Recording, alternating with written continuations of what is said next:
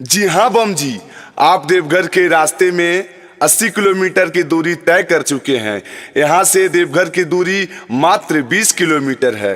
तो हमारे दुकान के आगे कांवर स्टैंड लगा हुआ है। यहाँ पर कांवर रखे और गर्मा गर्म फलहारी जलेबी का आनंद लीजिए। जी हाँ बम जी, हमारे यहाँ शुद्ध फलहारी जलेबी केला और आलू दूध का मिश्रण से बनाया जाता है। ए जी की होलो ऐसे काहे करो हो जी?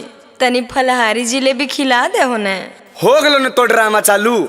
जन्नत जी में खाली खाइस पर तोरा ध्यान रो हो। कभी ई खिलादा कभी ऊ खिलादा, सहो तो खाली नाम के भजिला तो खैची रोई हरदम। हे बम जी, काहे गुस्सा रहे हैं? बहनिया बम को खाने का मन है तो खिला दीजिए। अरे तोरा की पता हो, ये सब चीज तो देखो है तो एकरा खाई का मन करो है तब फ्री में दमी दे दही। नहीं बम जी, पैसा तो लगबे करेगा ना।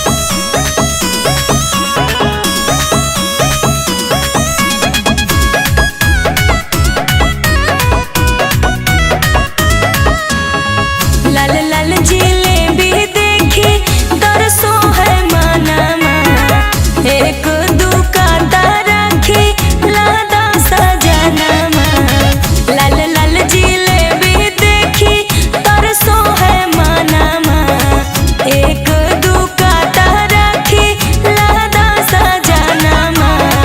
हमारा तू कैले ही तबाही गे, तोरा 5 मिनट में भोजन पानी चाहिए, खाली खाही ले देव घर चाहिए। तोरा 5 मिनट में भोजन पानी चाहिए, खाली खाही ले देव घर चाहिए।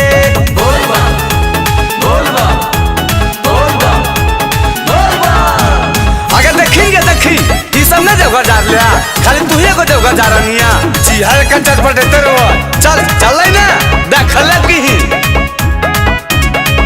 आगे जे चीज देखो हखी उहे खाए के मन करो तोरा, लागो है लेके अली रुपया भर बोरा। काहे गुस्सा जाहो बाते बात पर जाऊ बम, एतना दूर पैदल चललिए हम। हमारा तू देनी आज आई गे, तोरा 5 मिनट में भोजन पानी चाहिए, खाली खाही ले देव घर चाहिए। तोरा 5 मिनट में भोजन पानी चाहिए, खाली खाही ले देव घर चाहिए।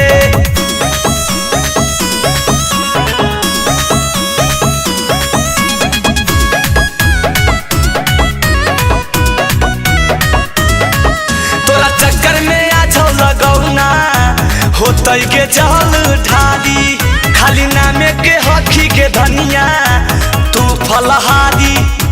अब न एबो तोरा जोरे अमित पीयूष बिहारी, देलो लान हमरा के तना बारी।